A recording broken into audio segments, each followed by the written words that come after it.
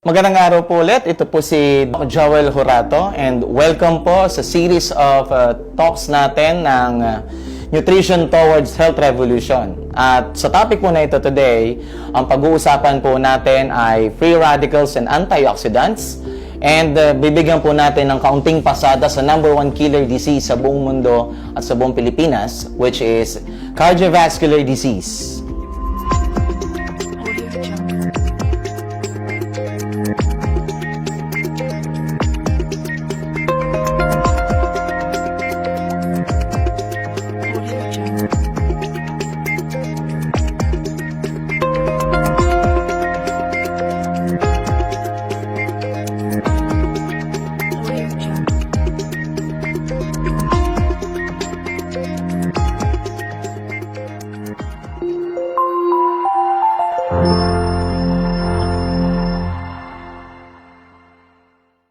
Ano nga ba talaga yung tinatawag na oxidative stress or free radical? So, para maunawaan natin yan, magkakaroon po tayo ng kaunting organic chemistry. So, magsisimula tayo sa ganito. Ang katawan po natin, the human body, okay, ay binubuo na iba't ibang bahagi. Kilala ninyo sa ulo, katawan, kamay, at mga paa. Pero yung pinakamaliit na unit ng katawan, bumubuo sa katawan, yung tinatawag na human cell. Yan po yung ating cellula. Cell po yan. Ang katawan ho natin ay binubuo ng 100 trillion cells. Sa panahon po ng Genesis, sinasabing gano'n, nung tayo nagkasala, tayo, lahat ng ating kakainin ay ating pagpapagalan at pagpapawisan. So pag ina-analyze namin yon sa side po namin, sa natural medicine, nakita ko yung wisdom Bakit nga ba kinakailangan? And meron tayong tinatawag na cellular theory. Sabi sa cellular theory, number 1, number 2, number 3, at number 4. Yan po yung pagkakasunod-sunod niyan. Ang sabing gano'n ng theory, ang tao daw pwedeng mabuhay panghabang buhay. Dahil yung cells daw pwedeng maging immortal. Paano? Kinakailangan absolute yung rest. Importanteng nakakapagpahinga. Lagi kong sinasabi sa mga taong kausap ko, ano man ang kinakain mo, ano man ang iniinom mo, importante pa rin na natutulog ka. Importante nagpapahinga ka. Kasi, pag nagpapahinga ka, doon lang nagkakaroon ng pagkakataon ng katawan na makarecover. Sa ibabaw po niyan is food or nutrients. Okay. Yan. Kinakailangan meron kang nakukuhang sustansya. Kasi ang raw material ng katawan nanggagaling dito. Yung raw material, napapakinabangan pang nagpapahinga ka.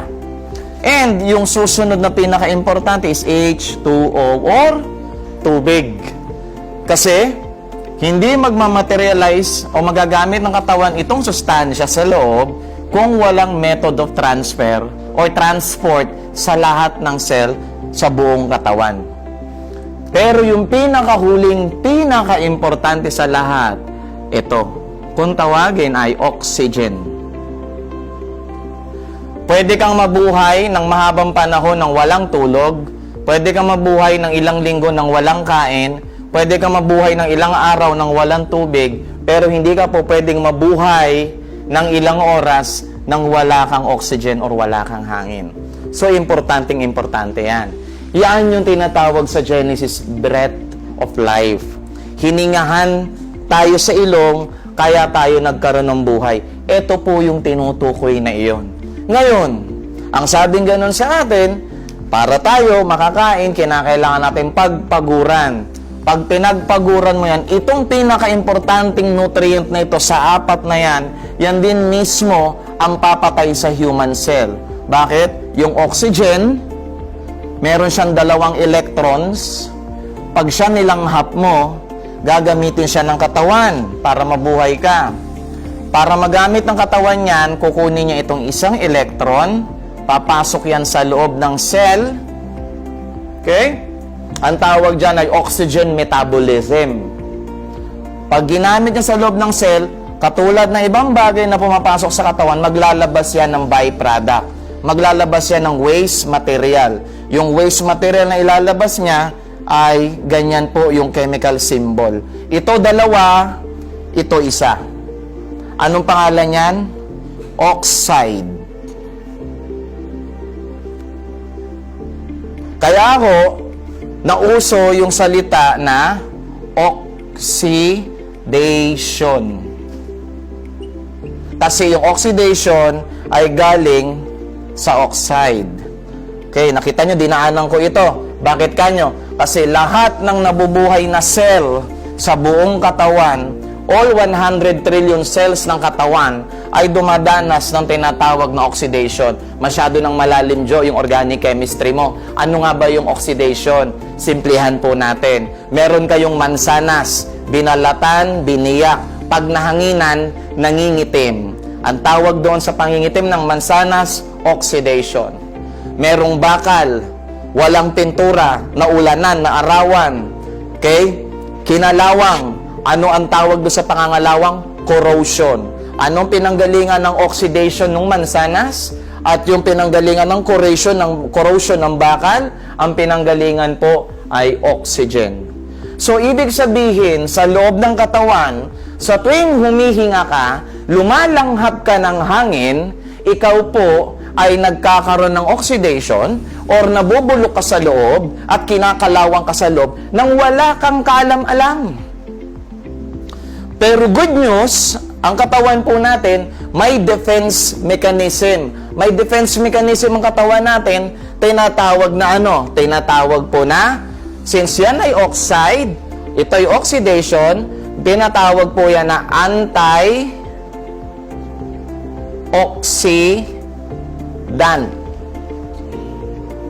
Anti, ibig sabihin against. Laban sa oxidation. So tayo po, kahit na nagkakaroon ng oxidation sa loob ng katawan, magmula nung araw na ikay pinanganak, hanggang sa pagkakataon na ito ngayon, kahit na nagkakaroon ng oxidation sa loob ng katawan, dahil lumalanghap ka ng tinatawag na oxygen, napoproteksyonan ka kasi ang katawan mo may tinatawag na antioxidants. Yung antioxidants po, panglaban dito. Walang pinagkaiba na yung mansanas, yung patatas, yung talong, binalatan, biniyak mo, binabad mo sa tubig, may proteksyon. Hindi siya nangingitim. Walang pinagkaiba sa bakal na nilagyan mo ng primer, nilagyan mo ng pintura katulad ng kotse, hindi siya kinakalawang. Kasi nga nilagyan mo siya ng antioxidant. Naturally, ang katawan may ganun din. Kaya naman, hindi ka nagkakaroon ng problema. Bakit natin pinag-usapan ng oxidation? Ang oxidation po kasi ay pinanggagalingan ng tinatawag na oxidative stress. Ano yun, Jo? Ang oxidative stress, pag kinapitan ng oxide ang iyong cells, okay, pag kinapitan niya ng oxide, ang unang mangyayari dyan, ang katawan mo ay babagsak sa kondisyon tinatawag na oxidative stress. Yung oxidative stress pupunta sa cell damage. Masisira yung cell. Yung cell damage mauuwi sa cell death or tissue death. Dito na magsisimula yung problema mo.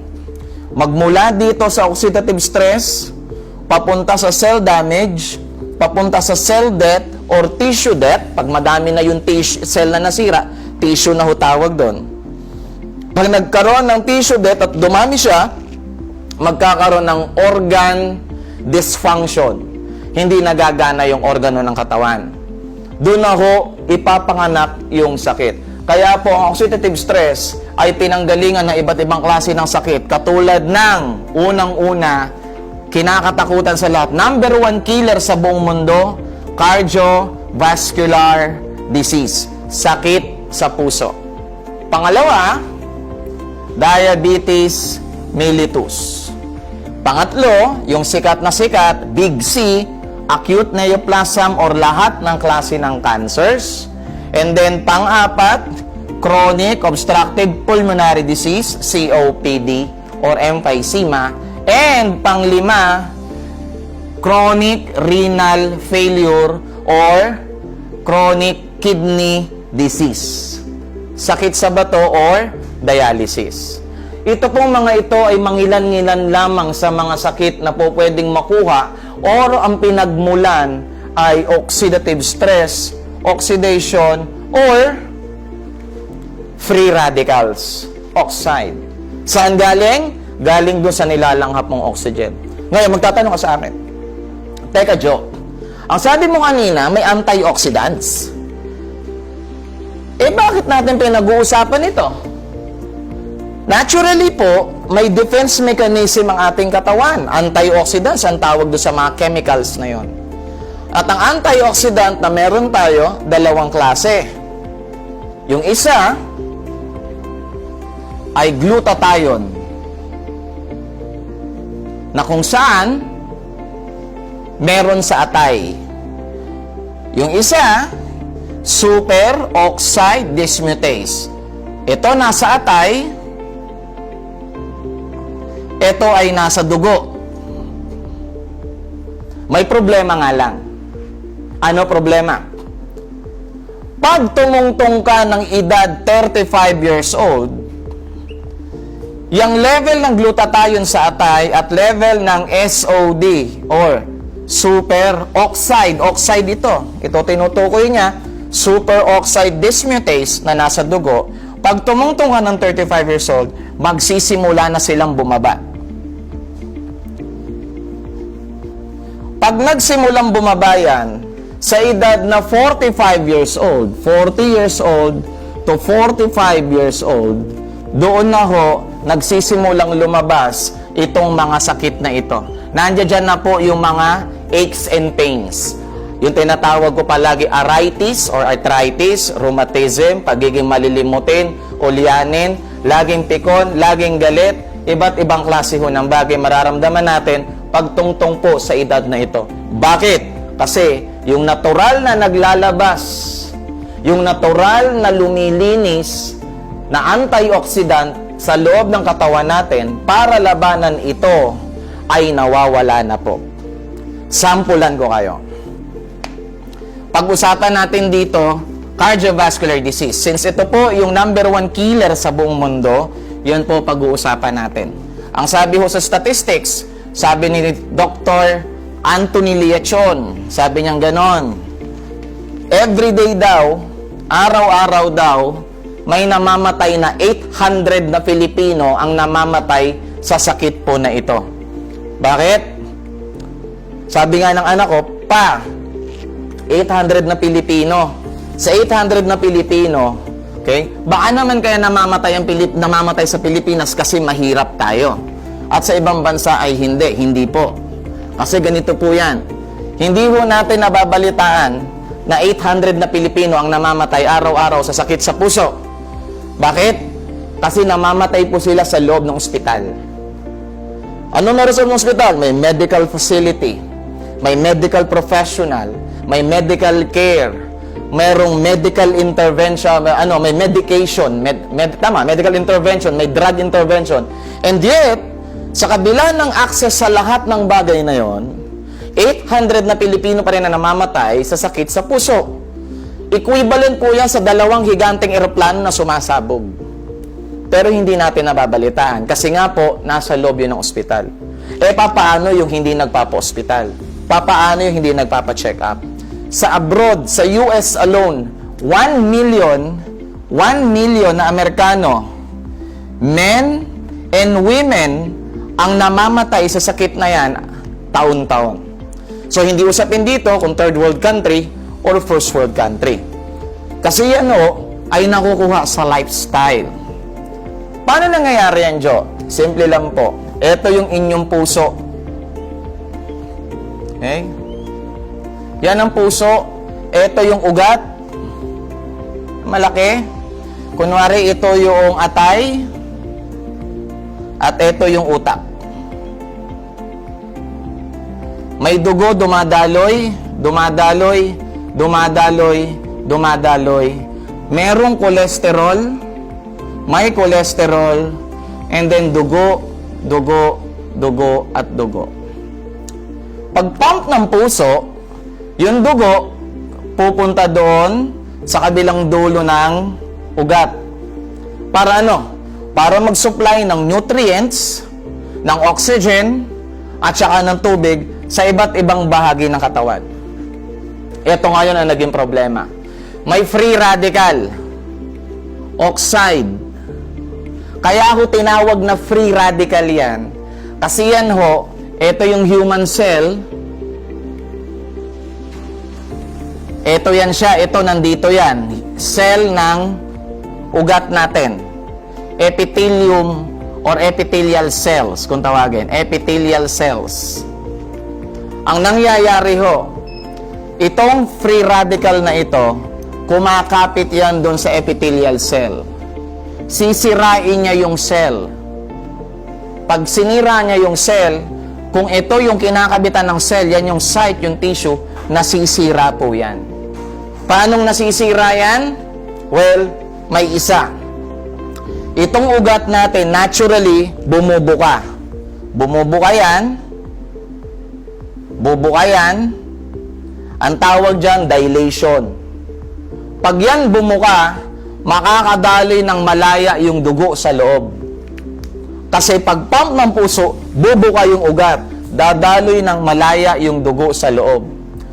Para bumuka yan, kinakailangan niya ng chemical. Ang kinakailangan niyang chemical ay enos. Endothelial, ito yon. Nitric oxide synthase. Ano ito? Ito ay isang klase ng anti-oxidant. Ang trabaho nito, para itong iyong ugat, flexible. Bumubuka ng maayos. Every time nagpump ang puso, bumubulwak ang maraming dugo. Gaano ba karami yung dugo? 4 na litro po yun. 4 na pints po yun. So, meaning ko sa'yo, nasa mahigit 2 litro.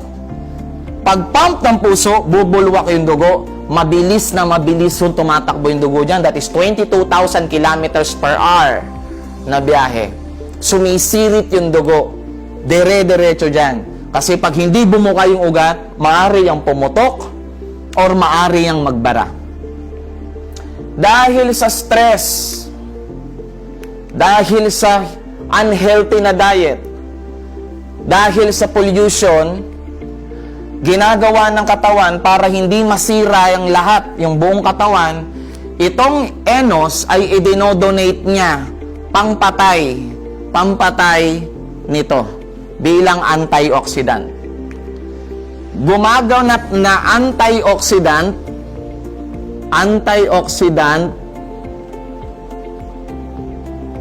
okay, gumaganap na antioxidant yung enos. So, yung endothelial nitric oxide synthase ay ginagamit ng katawan pangtanggal nito. Bakit kamo? Kasi pag ito ay kumapit dito po, kumapit yan. Dati, yung cholesterol madulas. Pag kumapit ang free radical sa cholesterol, yung cholesterol nagsisimulang lumagkit. Pag lumagkit yan, magdidikit-dikit yan sila dyan. Pag nagdikit-dikit yan dyan, babara yan. Pag bumara yan, liliit yung daluyan ng dugo. Ang tawag dito, thrombi. Or, Lees thrombi. Nung na-discover nung early 20th century ang supplementary nitric oxide, sinabi nila na it is the discovery of the 20th century. Why? Kasi nung ginamit sa medical intervention ang pagkonsumo ng supplementary nitric oxide, nakita nila ang pagbagsak ng mortality rate ng mga pasyente suffering from cardiovascular disease. Anong ibig sabihin nito? Ibig pong sabihin, bumaba yung statistics o porsyento ng mga taong namamatay sa sakit sa puso gamit ang supplementary nitric oxide. So, Joe, saan namin hanapin yun? May nabibili ba sa butikang ganon? Ang nitric oxide po, sinasabi ko ay supplementary, ang isang mayaman na source ng nitric oxide ay nanggagaling po sa acai berries. Ang acai berry po ay ginagamit ng atay, minimetabolize niya, at ang nutrient na nakukuha niya doon ay ikino-convert niya sa nitric oxide. Once ma-convert ng atay yung nitric oxide galing sa acai berry, nagagamit ngayon ng katawan, itong ugat mo na dating makunat, bubukas siya ulit. So, dalawang bagay, antioxidant at antioxidant. Antioxidant galing ng astaxanthin, pang-control sa pagdami ng bara, at antioxidant na nitric oxide galing sa acai berry, pang-stabilize naman ulit ng pagbuka o pagluwang ng ugat. Kaya humalaki ang tulong niyan kasi ang nitric oxide po na galing ng acai berry ay makakatulong po sa mga kalalakihan na ang nagagalit na lang ay mukha at ang tumatayo na lang ay balahibo at ang tumitigas na lang sa baba ay binti pag pinupulikat pa. So, with the aid of nitric oxide, natutulungan ang mga lalaki na nagkakaroon ng bedtime capacity. So, alam na ho ninyo kung ano ibig sabihin nun. Anyway, moving on. So, ito lang po yung topic natin for today. It is antioxidation and free radical stress or oxidative stress. Muli po, ako si Joel Horato. Maraming salamat po and God bless.